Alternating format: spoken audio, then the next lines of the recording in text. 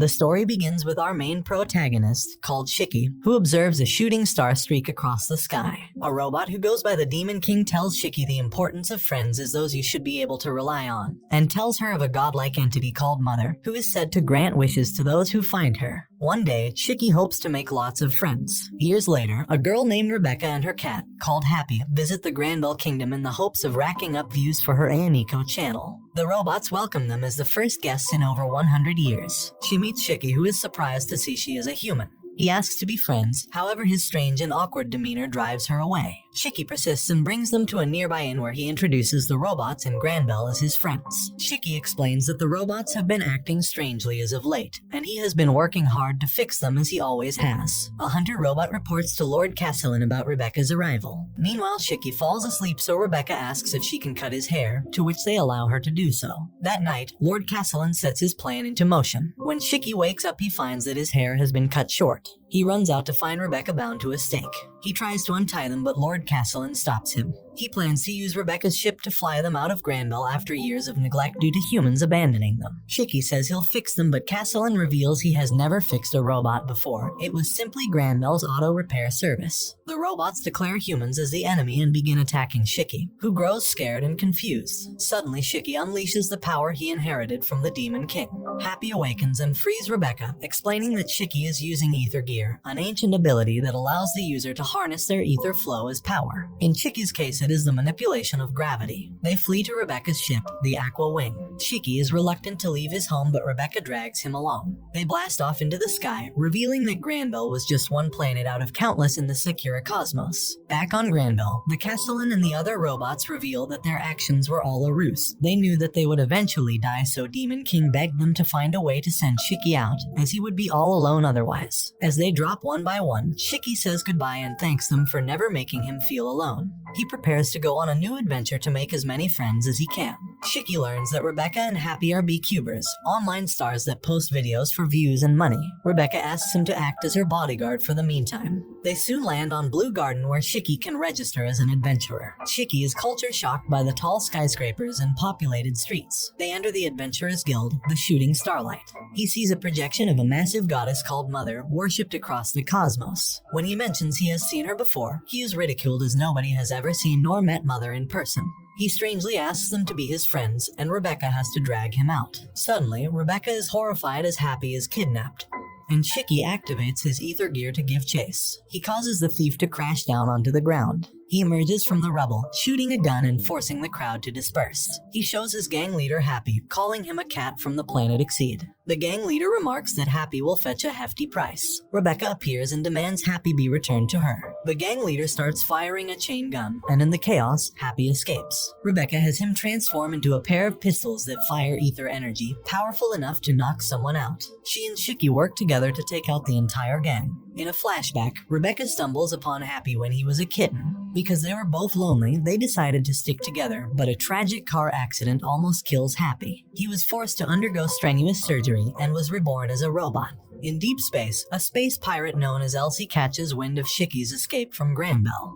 They return to the Shooting Starlight to get Shiki registered as an adventurer, but he is heckled by the other members as he arrives. They meet Clarice, the guild's receptionist, and Rebecca asks her to pull some strings to register Shiki. Labilia, an extremely popular B-Cuber, arrives and calls Rebecca's videos boring. The insults make her cry, and an angry Shiki reverses gravity for her. Rebecca drags him out before he can cause more trouble. At a restaurant, Rebecca gives Shiki his adventurer's card, listing his name as Shiki Granbell after his home planet.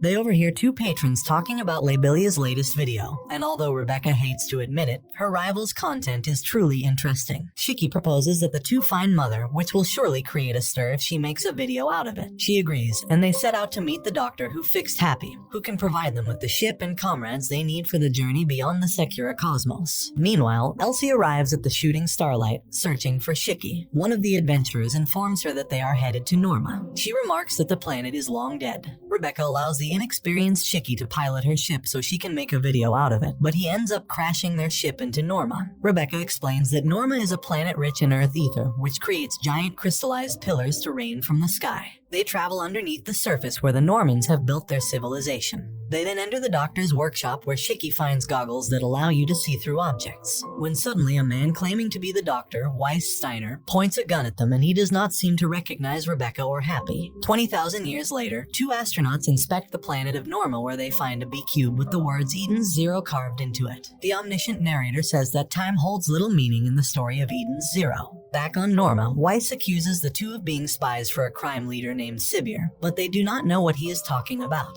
Shiki uses the goggles and spots an assassin on the second floor. After taking him down, Weiss takes advantage of the distraction and escapes. While eating in a restaurant, Rebecca and Happy notice that the internet is not working. They see a news broadcast about the launch of the new guild, Shooting Starlight. A confused Rebecca runs out and realizes that they are 50 years in the past. They encounter a giant robot piloted by Sibir and forcing them to escape, as they should avoid causing any paradoxes in the past. Using his ether gear, Shiki helps them run away from Sibir, and he manages to damage his robot in the process. They then regroup at a bar, which Rebecca says Weiss once used as a hideout. They coincidentally run into him there and both parties are surprised to see each other. Rebecca explains that they are from the future, and although he is skeptical, he is alarmed to learn that he ends up with a receding hairline. Shiki snatches away the case Weiss has with him, and inside is a small anti-machine robot called Pino, who possesses EMP properties. The lights and machines in the bar are knocked out, but Pino reassures them that the effect is temporary. Shiki asks to be friends, and to his delight, Pino agrees. They ask Pino who her master is, but a coding malfunction causes her to suddenly leave. Wondering if Sibir plans to use Pino to steal money in bank accounts, Weiss excitedly plots another scheme. They leave the bar with Shiki bringing the briefcase from earlier. He opens a B-cube he found inside it, showing a video of Sibir and his gang interrogating and abusing Pino. Shiki and Rebecca discover that Pino is likely from the future as well, judging from the records shown in the briefcase. Unable to ignore Pino's situation, they decide to rescue her. Pino returns to Sibir's hideout, returns to Pino's own free will. Sibir plans to have her begin work immediately, but decides to crush her other leg as punishment for escaping. Unable to watch from the sidelines, Weiss interrupts him and reclaims Pino. Shiki and Rebecca burst in, using the former's gravity-based powers to punch a hole through their hideout. Shiki pulls in several henchmen at once, knocking them out. In the chaos, Weiss escapes with Pino and unintentionally with Happy too. Sibir crushes Shiki with a compactor and instructs his right-hand men, the Foot Brothers, to take care of Rebecca while he chases Weiss. Shiki wakes up in a trash heap where he finds a robot with a striking resemblance to Michael. The robot activates and clarifies that his code name is Jonathan, and he is just one of many mass-produced robots. Shiki tries to repair him, but remembers Castellan's words that he is not a real mechanic. Jonathan explains that they were used as toys by Sibir, and when they had exhausted their usefulness, they were dumped. As his battery dries up, he thanks Shiki for being kind. Rebecca barely manages to dodge the Foot Brothers' attacks, but they end up admiring her beautiful legs, and they ask her to show it to them. Shiki bursts through the floor, taking out the Foot Brothers in one blow. Meanwhile, Sibir has cornered Pino and Happy. Pino refuses to use her EMP powers as she feels it would be unfair to her android companions in the trash heap to ignore orders. Sibir prepares to blast them to Kingdom Come, but Shiki appears just in time, punching a hole through his robot and severely damaging Sibir. Shiki declares that robots also have hearts and should be treated with respect. Sibir's bird companion reactivates the robot, but Pino works up the courage to activate her EMP. Sibir's arm is destroyed by Weiss, while Happy and Rebecca reunite. Pino is touched by Shiki's kindness and that he considers her not just a robot, but a friend. After learning that Sibir and his gang were rounded up by the police, Rebecca reveals that Pino was likely the creation of Weiss in the future. They have no time to rest, as they are soon chased by the police. They race back to the Aqua Wing and blast off towards space, but a strange barrier blocks their escape. Weiss, who stowed away, offers to get them through in exchange for handing over the ship to him. Rebecca is hesitant to surrender her ship, but Shiki agrees on her behalf. Weiss begins modifying the entire ship with his own ether gear creation. The new and improved ship blasts through into space, avoiding the police. Rebecca then receives a transmission from Professor Weiss, who explains that Norma was consumed by a time-eating monster called a chronophage. Thus, Norma has had 50 years of its time robbed from it. He then clarifies that he and the younger Weiss can coexist as a result of the chaos caused by the space monster. Furthermore, he simply repaired Pino. His true creator is the Demon King, Shiki's grandfather. Suddenly, the Aqua Wing is captured by Elsie's ship, the Skull Ferry. Rebecca is terrified, as Elsie is famed as the conqueror of the 7 cosmic seas and is an infamous pirate. She declares that they will plunder their ship and sell them off into slavery. Weiss tries to bargain for his life, but Shiki instead says says he plans to plunder Elsie's ship instead and take it for himself.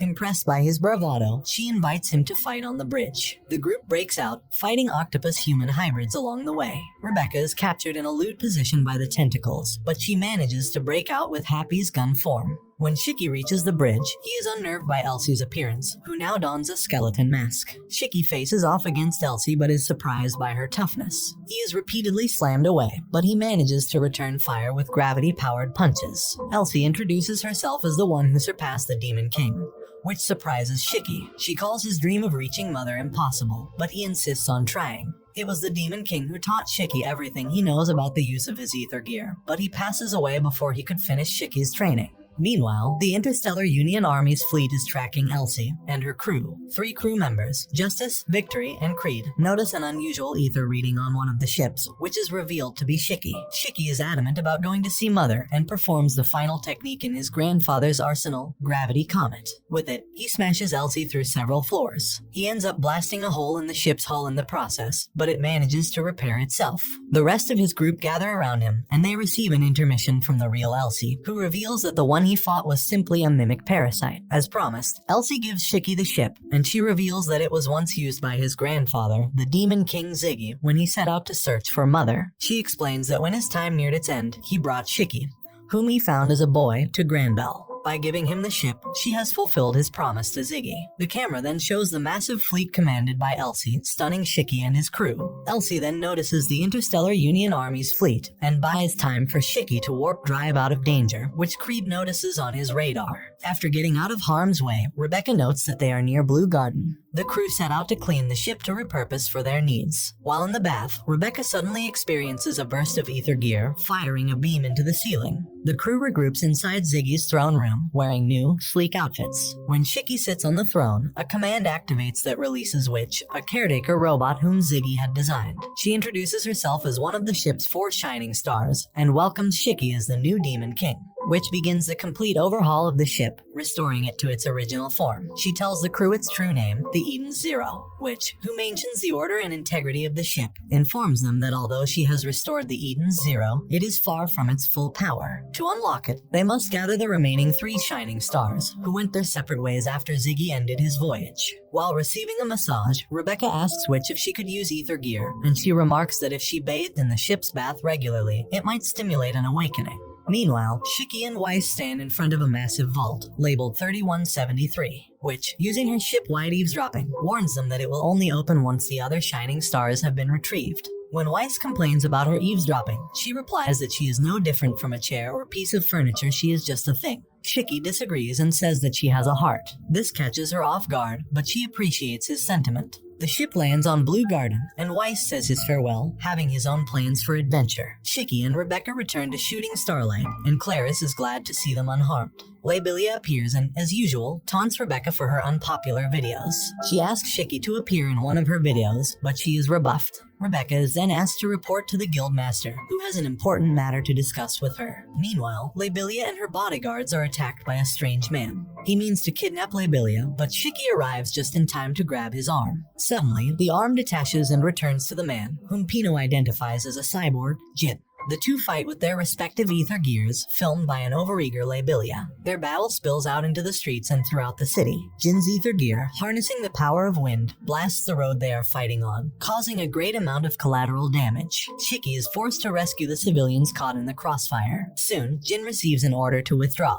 He tells Shiki to go to Gilst if he ever wants a rematch. Shiki returns to the Shooting Starlight, where he is horrified to see an injured Happy, who informs him that they were attacked while meeting with the Guildmaster, and Rebecca has been captured. A news broadcast informs them that there is a kidnapping spree targeting B-Cubers. Realizing she was almost kidnapped herself, Labilia is terrified. Shiki orders a return to the Eden Zero to rescue Rebecca from Gilst, a planet known as the Lawless Land. And this brings the anime to an end. Don't forget to like and subscribe if you enjoyed, and turn on the notification bell so you never miss out on another video. Until next time, take care.